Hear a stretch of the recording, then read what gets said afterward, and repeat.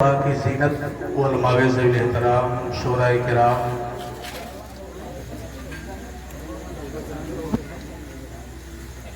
جشن شہدائے کربلا میں شرکت فرمانے والے تمامی احباب رسول عزیز نہاد و خواتین اسلام، السلام علیکم ورحمۃ اللہ تعالی وبرکاتہ۔ وعلیکم السلام ورحمۃ اللہ تعالی وبرکاتہ۔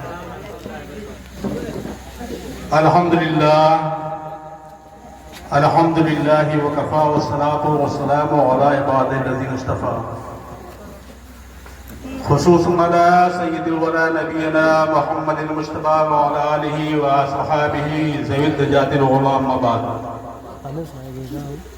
اعوذ باللہ من الشیطان الرجیم، بسم اللہ الرحمن الرحیم۔ وَلَا تَقُولُوا لِمَنْ يُقْتَلُ فِي سَبِيلِ اللَّهِ أَمْوَاتٌ بَلْ أَحْيَاءٌ وَلَكِنْ لَا تَشْعُرُونَ۔ صدق اللہ مولانا العظیم وصدق رسولہ النبی الامین المکین الکریم، وَنَحْنُ عَلَى ذَلِكَ لَمِنَ الشَّاهِدِينَ وَالشَّاكِرِينَ وَالْحَمْدُ لِلَّهِ رَبِّ الْعَالَمِينَ۔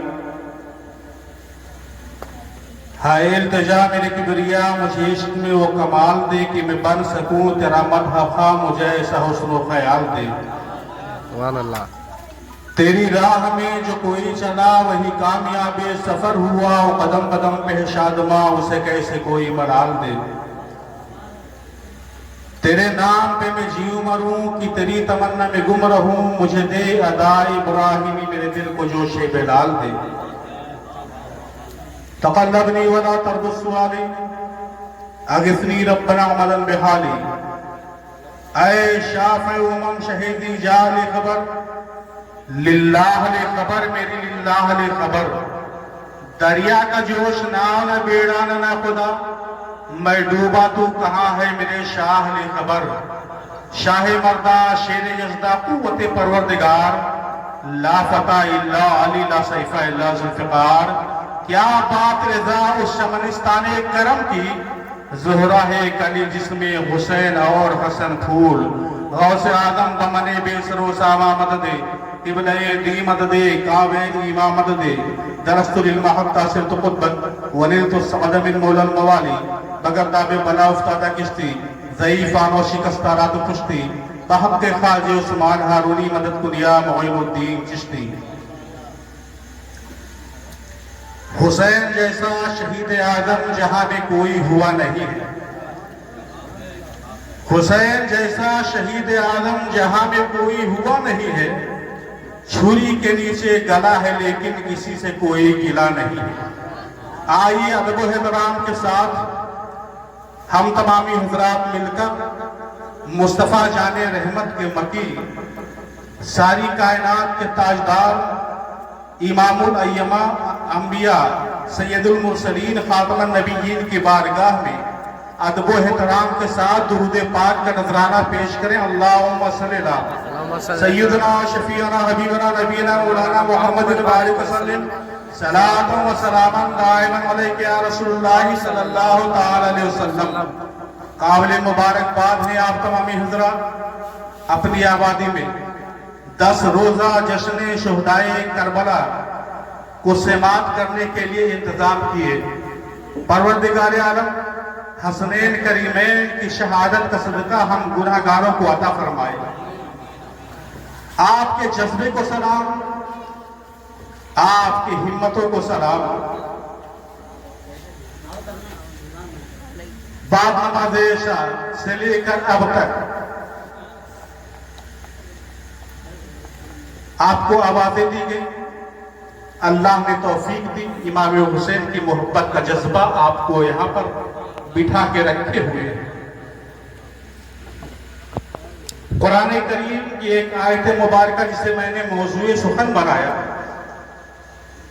یہ آج پہلے کے بیان میں بھی یہی آیت کریمہ ہے، اور عاشورہ کا جو بیان ہوگا اسی آیت کریمہ کے تحت بیان آپ حضرات کے سامنے رکھی جائے گی۔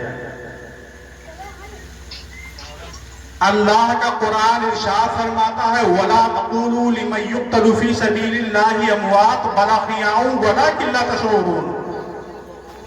اے لوگو جو اللہ کی راہ میں قتل کیے گئے انہیں مردہ نہ کہو بلکہ وہ زندہ ہیں۔ ہمیں شعور ہی نہیں کہ ہم ان کی زندگی کو سمجھ سکیں.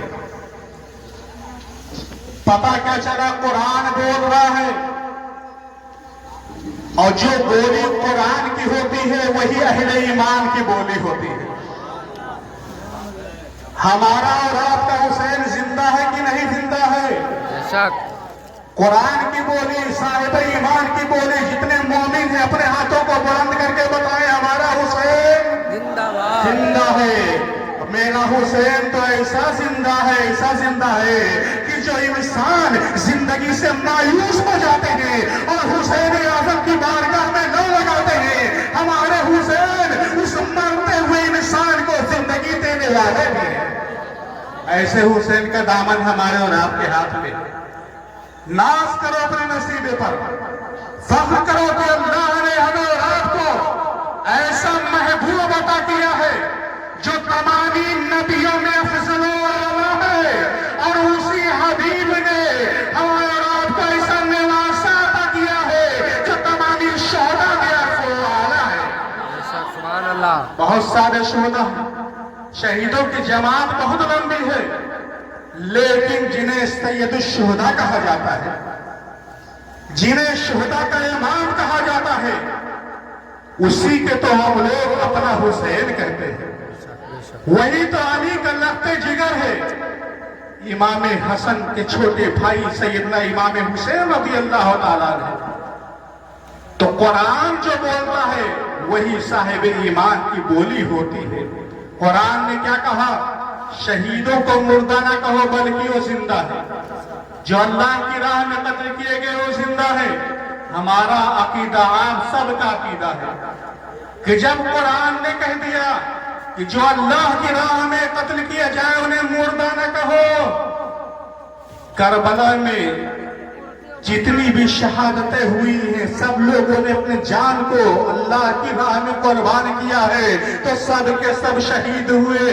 اب ان کو ہم مردہ نہیں کہہ سکتے اس لیے کہ ہم قرآن پڑھنے والے ہیں. ہم انہیں مردہ نہیں کہہ سکتے اس لیے کہ قرآن روک رہا ہے. ہم انہیں مردہ تصور بھی نہیں کر سکتے اس لیے کہ قرآن ہمیں منع کر رہا ہے. اور ممبر سے آواز دی جا رہی ہے، ممبر سجائی دی جا رہی ہے، علماء شورا آتے ہیں، آپ کو قرآن کا پیغام بتاتے ہیں. لیکن سنو، آج ہر ایک گھر کے اندر قرآن موجود ہے، ہر ایک آبادی کے اندر قرآن موجود ہے. کوئی انکار نہیں کر سکتا کہ ہمارے یہاں قرآن نہیں ہے. ہر ایک گھر میں قرآن موجود ہے، ہر ایک مسجد میں قرآن موجود ہے، ہر ایک مدرسے میں قرآن موجود ہے، ہر ایک گھر میں قرآن موجود ہے.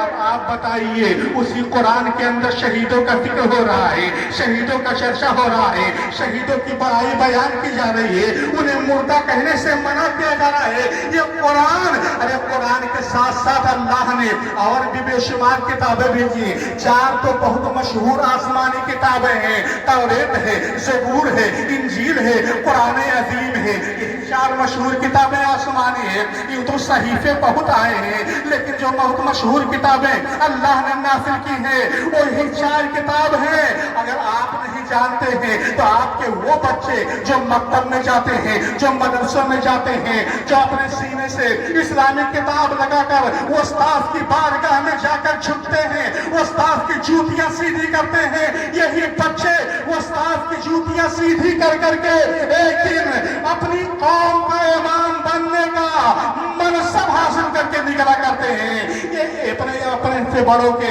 جب احترام میں کوئی نکلتا ہے تو اللہ اسے اتنا عظیم منصب دیا کرتا ہے. وہی چھوٹا سا بچہ ہوگا جو مدرسے میں جا رہا، اس سے آپ سوال کریے، وہی بچہ کہے گا ہم نے تعمیر ادب میں پڑھا ہے. یوں تو بہت سارے صحیفے ہیں لیکن 4 آسمانی کتابیں بہت مشہور ہیں. اس میں توریت ہے، زبور ہے، انجیل ہے اور قرآن مجید ہے. لیکن اور کتابوں کے ماننے والوں نے اس کتابوں کے اندر اپنے اعتبار سے تبدیلی کر لی ہے، اپنے انداز سے بدلاؤ کر لیا ہے. اگر صبح وہ نہیں اٹھ سکتے تھے تو انہوں نے ٹائم لکھ دیا ہے کہ اب 10 بجے یہ عبادت کرنی ہے. اگر جلدی سو جانا ہے، اگر عشاء سے پہلے سونا ہے تو شام ہی کے وقت سونے کے لیے اس میں کتاب میں تبدیلی کی جا رہی ہے. یعنی اپنے آرام کا ہر ایک کام اس میں درج کر دیا گیا ہے، اور جس سے انہیں مشقت ہوتی تھی اسے نکال کے الگ کر دیا گیا ہے. یہی توریت کا حال ہے، یہی زبور کا حال ہے، یہی انجیل کا حال ہے. لیکن قربان جاؤ قرآن جیسے اللہ نے نازل کیا تھا ویسے کل بھی رہا آج بھی موجود ہے اور شدھ میں قیامت تک موجود رہے گا. اس لیے جب بھی کوئی قرآن سے ٹکرانے کی کوشش کرتا ہے جب بھی کوئی قرآن کی آیتوں پر انگشت نمائی کرنے کی کوشش کرتا ہے تو آپ کو پتا ہوگا ہم لوگ جس صوبے میں جی رہے ہیں جس صوبے میں ہمارا اور آپ کا بسیرا ہے اسی صوبے کی راجدھانی جسے لکھنؤ کہا جاتا ہے لکھنؤ میں ایک گریدہ تہن انسان نکلتا ہے جو خیروں کے سب میں تھا. نکلنے کے بعد اس نے کہا تھا وہ حاکم وقت کو اسے خوش کرنے کے لیے اس نے کہا قرآن کی فلاں فلاں آیتوں کو نکال دو ابھی امن قائم ہو جائے سلامتی قائم ہو جائے سکون قائم ہو جائے. اسی راجدھانی کی دھرتی پر جب اس نے حاکم وقت کو خوش کرنے کے لیے یہ کہا تھا کہ ان آیتوں کو قرآن سے نکالو دنیا میں امان آ جائے گا. لیکن یاد رکھو اگر کوئی قوم کوئی کتاب امان دے گی تو قرآن عظیم ہے. اگر کوئی مذہب جو امن و شانتی کا پیغام دیتا ہے تو وہ مذہب اسلام ہے. ہمارا اور آپ کا وہ مذہب جس کا دامن ہمارے اور آپ کے ہاتھوں میں موجود ہے. اس بدبخت نے کہا آیتیں تبدیل کی جائیں آیتیں نکال دی جائیں تو دیکھو قرآن کو بدلنے چلا تھا. سب کو پتا ہے ہر انسان جانتا ہے بچہ بچہ جانتا ہے. جب اس بدبخت نے کہا قرآن کو بدلا جائے اس کے اندر تبدیلی لائی جائے وہ اور پوری حکومت مل کر قرآن تو نہ بدل سکا لیکن اللہ نے اس انسان کو بدل کے رکھ دیا. ایسے انسان کو بدل کے رکھ دیا اب وہ نہ گھر کا رہا نہ گھاٹ کا رہا بالکل دھوبی کا کتا بن کر ادھر ادھر بھونکنے پہ مجبور ہو گیا. اس ملعون کا نام وسیم رضوی ہوتا ہے. تو افراد قرآن سے پیار کرو. قرآن کے اندر نہ کل کوئی تبدیلی ہوئی تھی نہ آج کوئی تبدیلی ہے اور نہ صبح قیامت تک کوئی بدلاؤ ہو سکتا ہے. کتابوں کے اندر اگر بدلاؤ ہو گیا تو قرآن میں تبدیلی کیسے نہیں ہو رہی ہے. ذہن کو حاضر کرو اور ذہن و فکر کو حاضر کر کے ایک جملے میں بات کو سماعت کر لو.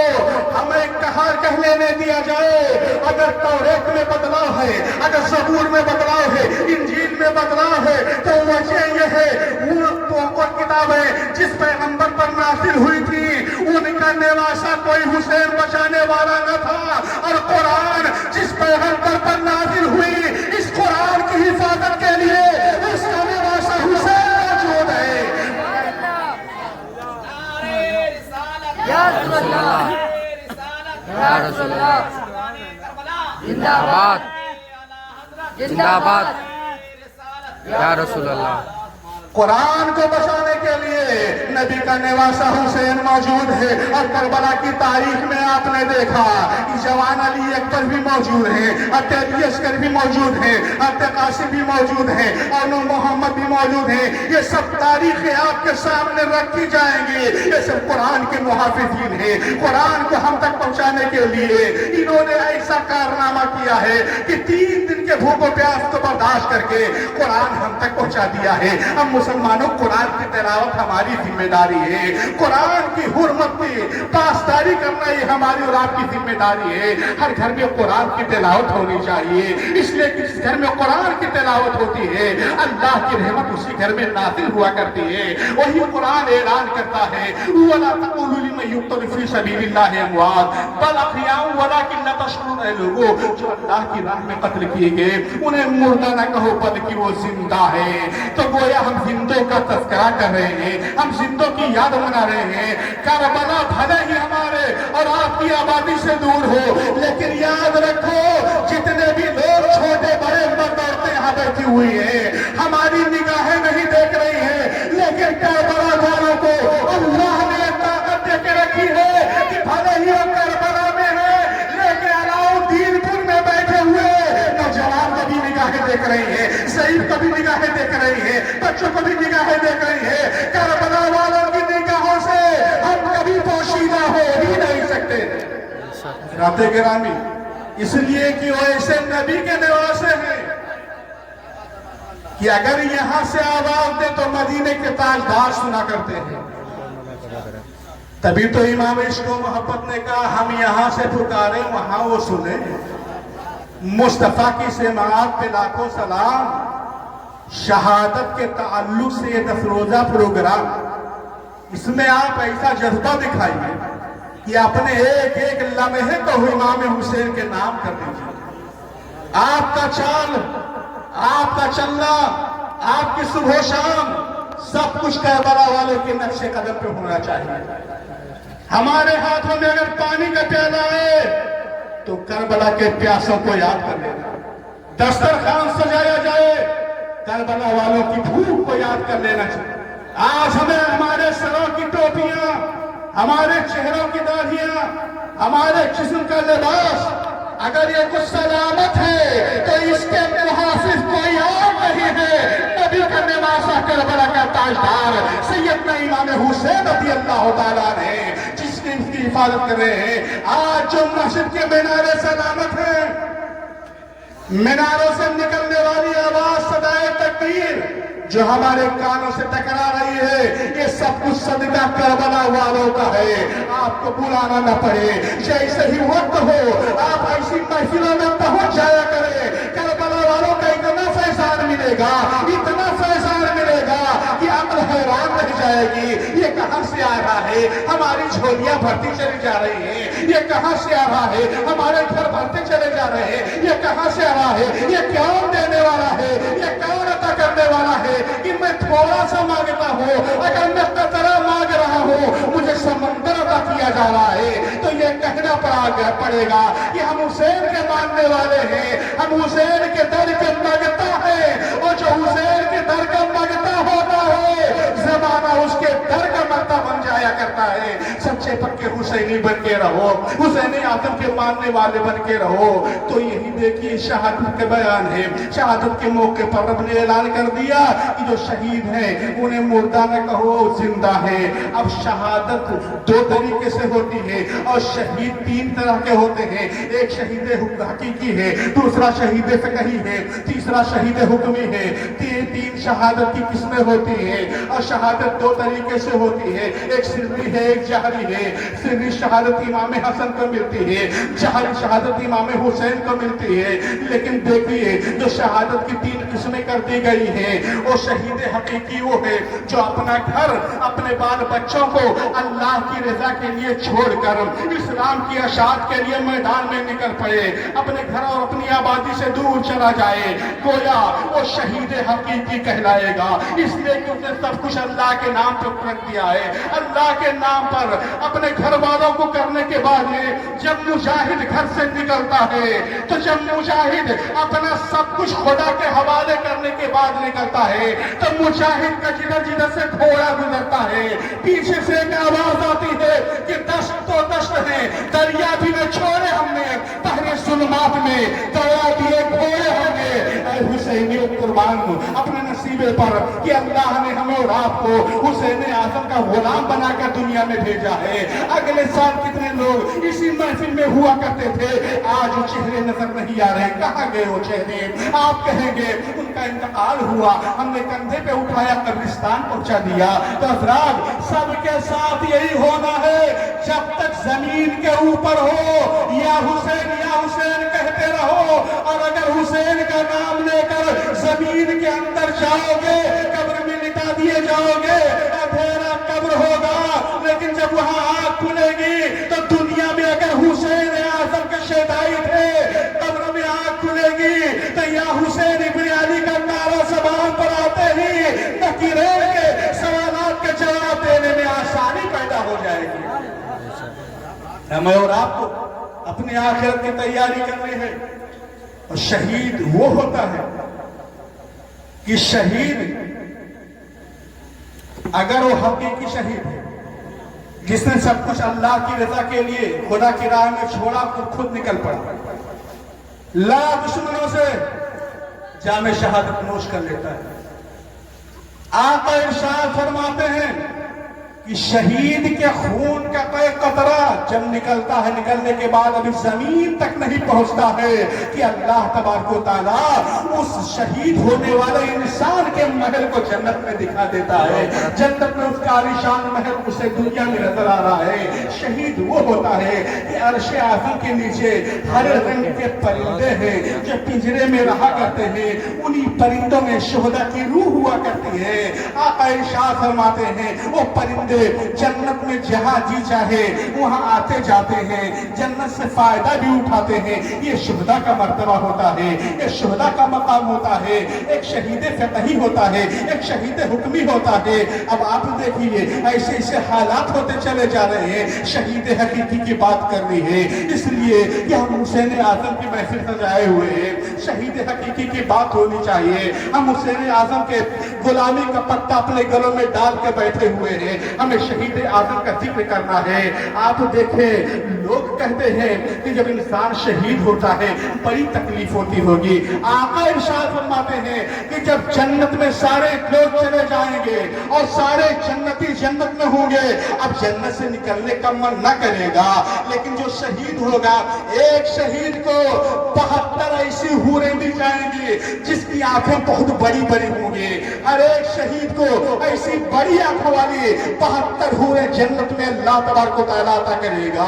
اب آپ اندازہ لگائیں کہ اللہ کے نزدیک شہید کا مرتبہ کتنا عرف والا ہے، کتنا عظیم مرتبہ ہے۔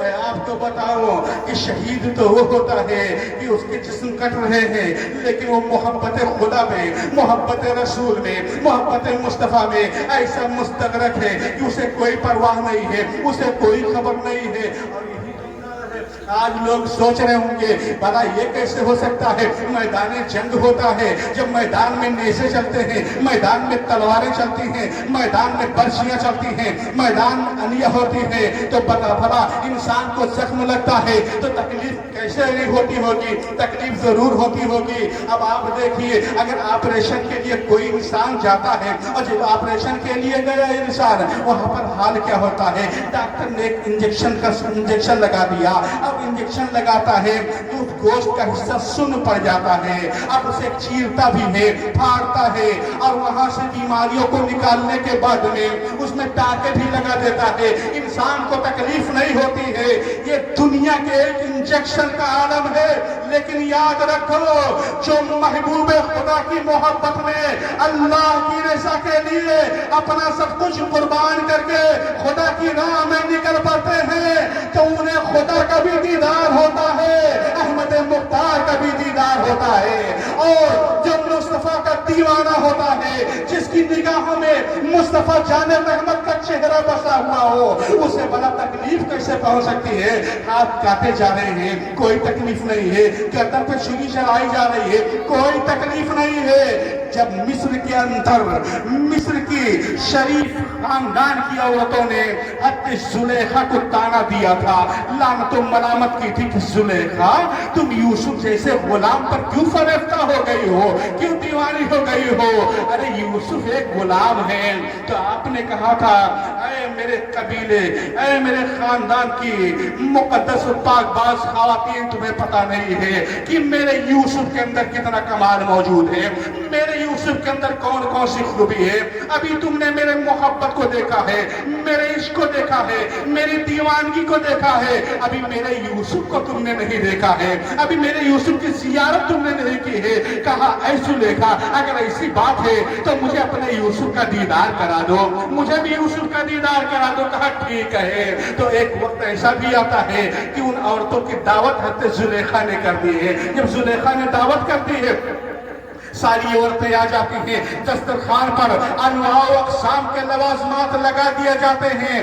اس کے بعد میں حضرت زلیخا نے ہر ایک عورت کے ہاتھ میں ایک ہاتھ میں چھری دے دیا ہے، ایک ہاتھ میں پھل دیا ہے، لیمون کا بھی ذکر آتا ہے کہ لیمو دے دیا ہے۔ اس کے بعد میں زلیخا نے کہا تھا اے اے میرے مجھ پر تان کرنے والی، اے مجھے تانا دینے والی، اے مقدس عورتوں سنو، جب میں کہوں گی تب اپنے ہاتھ کی چھری چلانا اور اس لیمو کو 2 حصے میں تقسیم کر دینا۔ کہا ٹھیک ہے زلیخا۔ ادھر زلیخا ہے، یوسف سے کہتی ہے اے یوسف آپ ان کے سامنے سے گزر جائیے۔ سامنے سے جیسے ہی گزر حضرت یوسف علیہ السلام کا ہونے لگا، ساری عورتوں کی نگاہ حضرت یوسف کے چہرے پر ہے۔ حضرت یوسف علیہ السلام وہ ہے کہ جب ان کے چہرے پر ساری عورتوں کو کی نگاہ پڑتی ہے، ادھر زلیخا نے کہا اے میرے گھر کے دسترخوان پر بیٹھنے والی عورتوں، اب تمہارے ہاتھ میں جو لیمو موجود ہے اسے کاٹنا شروع کر دو۔ وہ عورتیں ہیں لیمو پر چھری رکھتی ہیں، ہاتھ چلتا جا رہا ہے، ادھر سامنے سے یوسف علیہ السلام گزرتے چلے جا رہے ہیں، ادھر چھری چلتی جا رہی ہے، یہاں تک کہ روایت بتاتی ہے کہ جب یوسف علیہ السلام نگاہ سے اوجھل ہوئے تو عورتیں حیران ہو جاتی ہیں کہ لیمو کب کا کٹ کے گر چکا ہے، انگلیاں بھی ساتھ میں گر کے کٹ چکی ہیں۔ اب وہ سوال کیا گیا، زلیخا نے کہا اے مصر کی عورتوں مجھے بتاؤ، میں نے صرف تمہیں لیمو کاٹنے کے لیے کہا تھا، انگلیاں کیوں تمہاری کٹ رہی ہیں، کیوں انگلیاں کاٹ رہا؟ تو عورتوں نے مل کر کہا تھا واللہ وہ کوئی انسان نہیں بلکہ فرشتہ معلوم ہو رہا ہے۔ جب یوسف علیہ السلام کے حسن کا یہ کمال ہے کہ حسن یوسف پہ جب مصر کی عورتیں اپنی انگلیوں کو کاٹتی ہیں انہیں احساس نہیں ہو رہا ہے، ان کی انگلیاں کٹ رہی ہیں، خون بہ رہا ہے، کوئی پرواہ نہیں، کوئی فکر نہیں، کوئی اندازہ نہیں کہ ہماری انگلی کٹ رہی ہے، اس لیے کہ سامنے جلوہ یوسف موجود ہے۔ لیکن یوسف علیہ السلام کو تو آقا کریم کے حسن کا صدقہ حسن میں تقسیم کیا گیا تھا، صدقہ دیا گیا تھا۔ جب صدقہ رسول کے حسن کا یہ کمال ہے کہ مصر کی عورتوں کی انگلیاں کٹ رہی ہیں، انہیں پتہ نہیں چل رہا ہے، تو آمنہ کے لال کے حسن کا کمال کیا ہوگا کہ جن کے بارے میں حضرت جابر فرماتے ہیں کہ 14ویں کی رات تھی، مجھے نیند نہیں آ رہی تھی، میں اپنے گھر سے نکلا اور نکلنے کے بعد میں نے سوچا چلو سرکار کی بارگاہ میں چلتے ہیں۔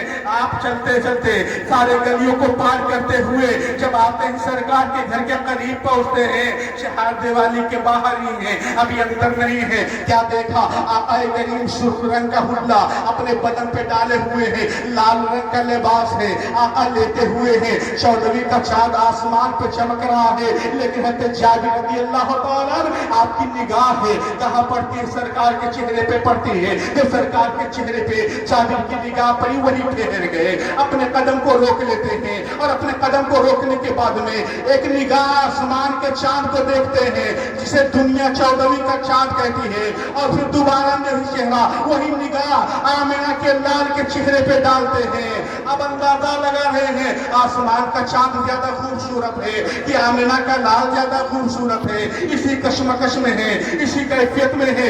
آپ فیصلہ کرنا چاہتے ہیں کہ میں فیصلہ کرنے پہ اب آ گیا کہ آسمان کا چاند یا زمین کا چاند، کون سا چاند زیادہ خوبصورت ہے؟ حضرت جابر یہ سرکار کے صحابی ہے، آج کے دور کے وہابی نہیں۔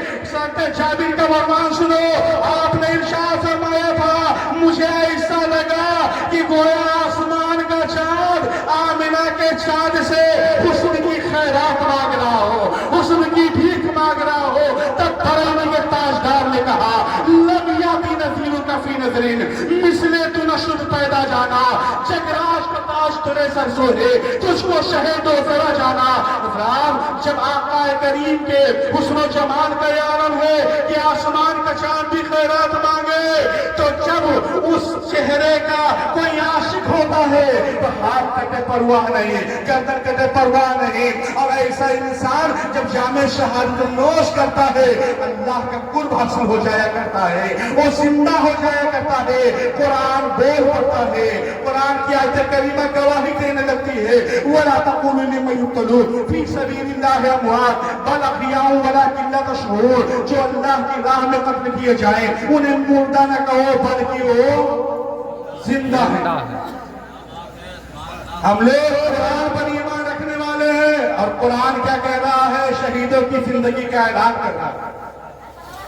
ہمارا حسین زندہ ہے، زندہ رہے گا، اور ہمارا حسین تو وہ ہے کہ جن کے پیرہن کے وسیلے سے جب آپ کی والدہ خاتون جنت فاطمۃ الزہرا میدان محشر میں رب کی بارگاہ میں دعا کریں گی، تب ہمارے قوم کی ماں اور بیٹیاں جو جہنمیہ ہو چکی ہوں گی گناہوں کی بنا پر، اپنی بدعمالیوں کے بنا پر، اللہ تبارک و تعالیٰ کی بارگاہ میں وہی نبی کی بیٹی فاطمہ ہوں گی، اپنے لال حضرت حسین کے خون آلود لباس کا واسطہ دے کر اپنے نانا کے گنہگار امت مردوں کو اور عورتوں کو بخشوا کر جنت الفردوس کی پہاڑیں عطا کریں گے۔ اللہ کا شکر ہے کہ ہمیں اور آپ کو دامن حسین مل گیا۔ اپنے آقا حسین اعظم سے بے پناہ پیار کرتے رہو۔ اتنا احسان ہے ہم پر اور آپ پر کہ ہم لوگ اپنے محسن کے احسان کو اتار ہی نہیں سکتے، اتنے بڑے محسن ہمارے اور آپ کے ہیں۔ اسی لیے جب جب بھی محرم کا چاند طلوع ہوتا ہے، ہم نے اپنے باپ، اپنے دادا، اپنے پردادا کی تاریخ کو فراموش کر دیا۔ بہت کم لوگ ایسے ہوں گے جنہیں اپنے دادا پردادا کا سالانہ تاریخ یاد ہو، اور اوپر جائیں گے تو پتہ ہی نہیں کہ پردادا کے پہلے ہمارے جو خاندان کے اجداد تھے ان کا نام کیا تھا۔ ان سب کو بھول گئے۔ آخر وجہ کیا ہے؟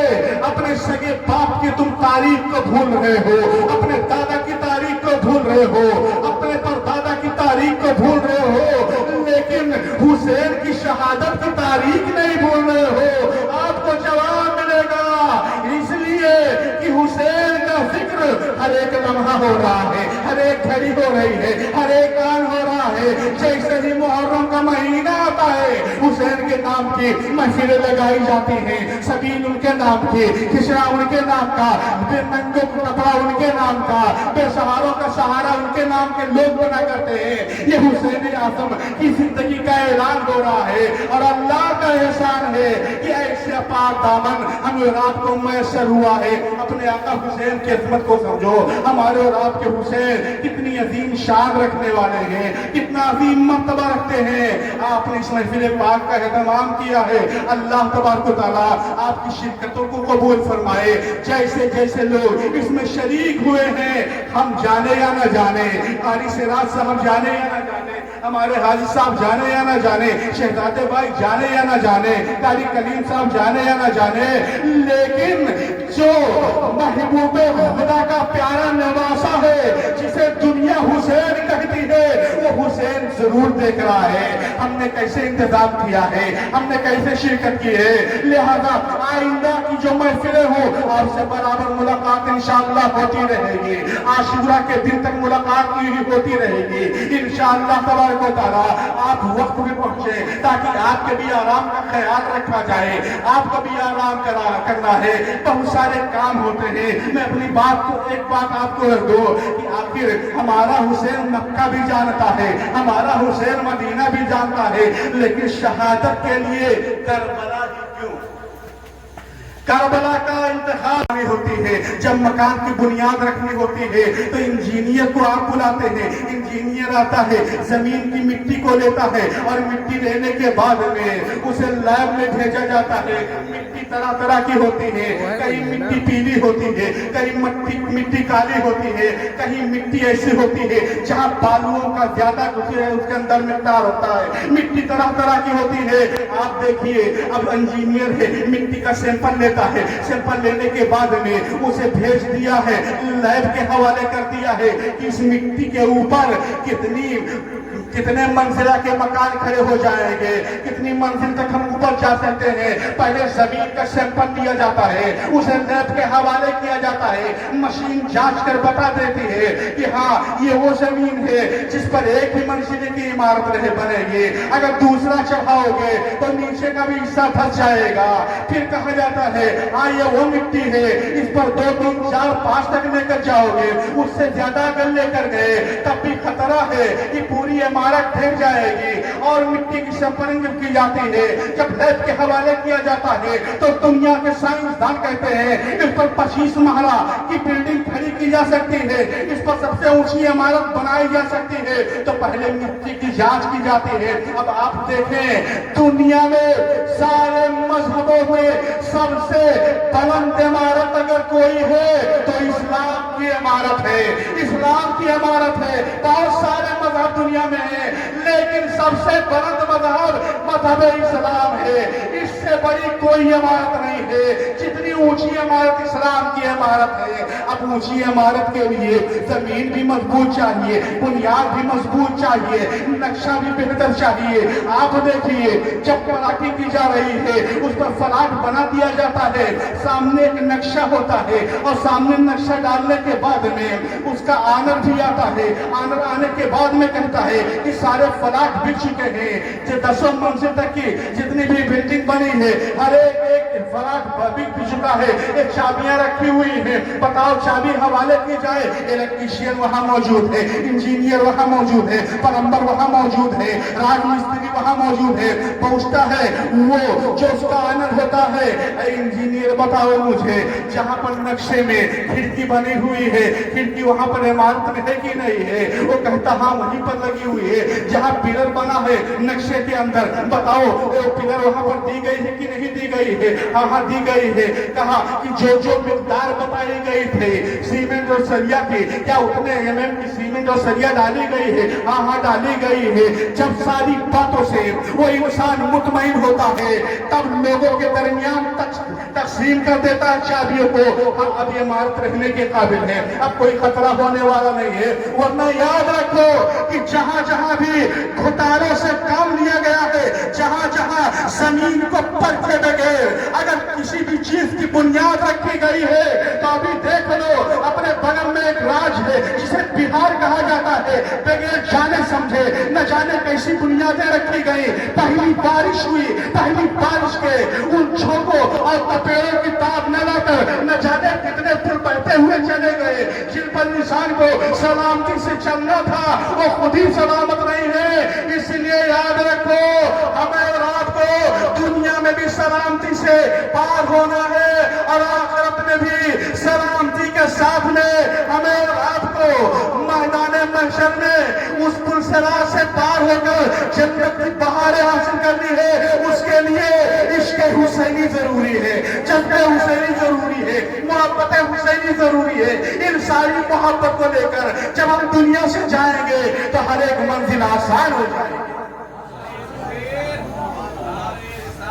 یا رسول اللہ زندہ آباد، زندہ آباد، زندہ آباد، اللہ اکبر، یا رسول اللہ۔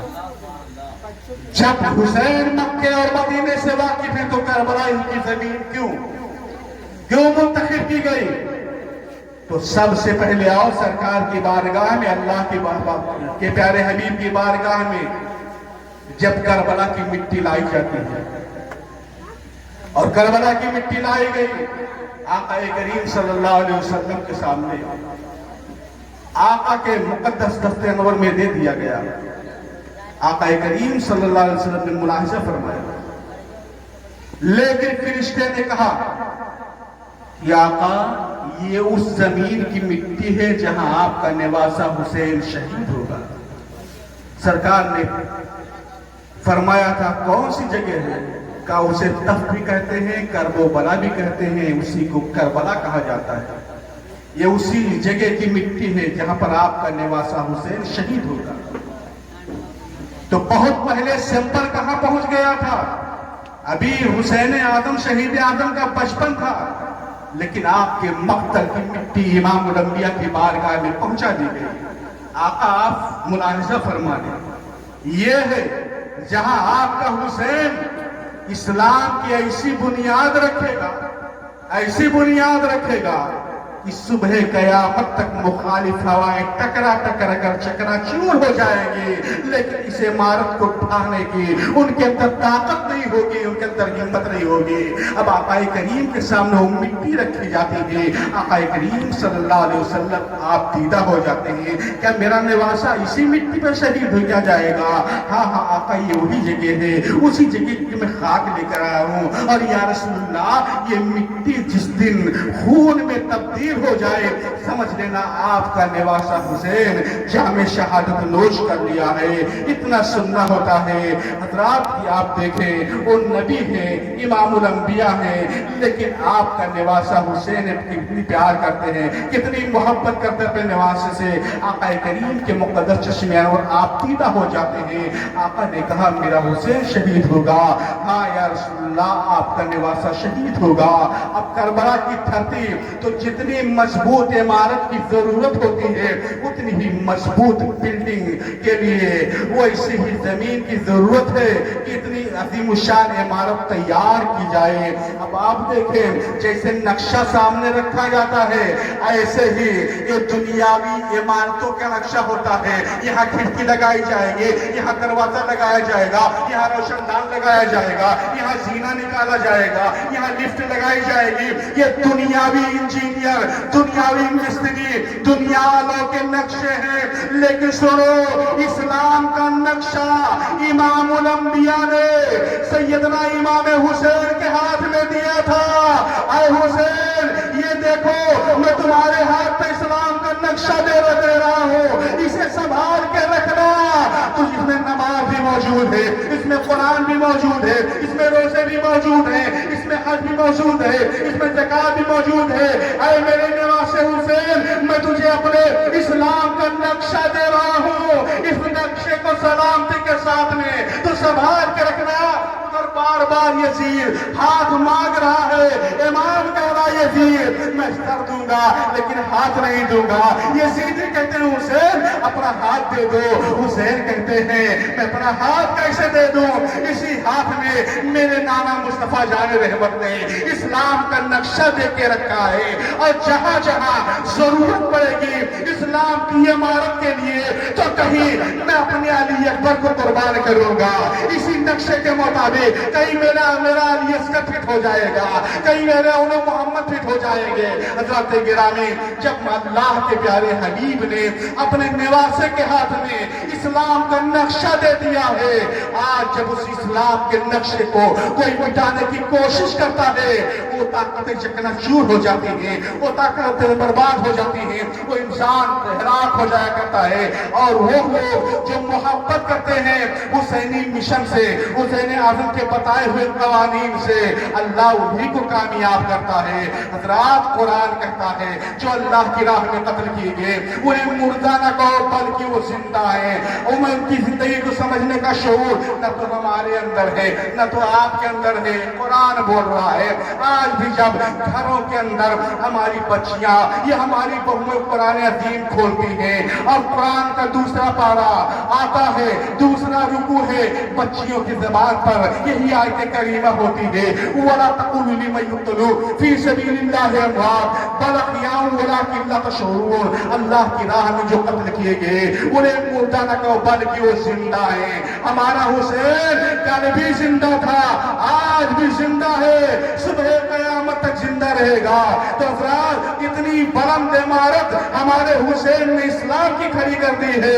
इस्लाम के मुखालिफ बहुत हवाएं चली है, लेकिन देखें आप तारीख उठा कर देखें, हर एक हवाएं वापस पलटती चली जा रही है। कोई भी हवा ऐसे इमारत को जर्रा बराबर भी नुकसान नहीं पहुंचा सकती है।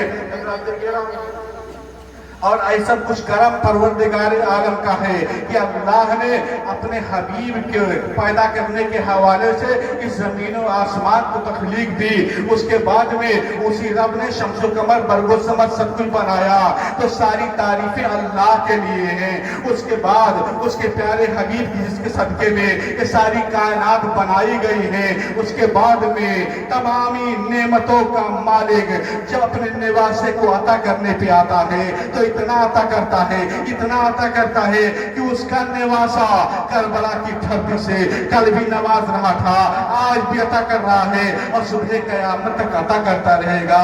हुसैन आदम के सच्चे गुलाम बन के हमें भी रहना है, आपको भी रहना है। इंशाअल्लाह तबारक व तआला जो बाज़ाब्ता गुफ्तगू होगी वो कल से आपके दरमियान रखी जाएगी। बस इतना सा इल्तिमास आपसे है कि आप वक्त मुकर्ररा पे पहुंच जाया करें ताकि आपके भी वक्त का ख्याल रखा जाए। मेरी तमाम खताओं को भूल कर आका ये शहाय निदामत कबूल कर आका, मेरा तमाम असासा चंद लफ्ज़ थे, इन्हीं को बाबे करम में कबूल कर आका। वमा अलैना इल्लल बलाग। अस्सलाम।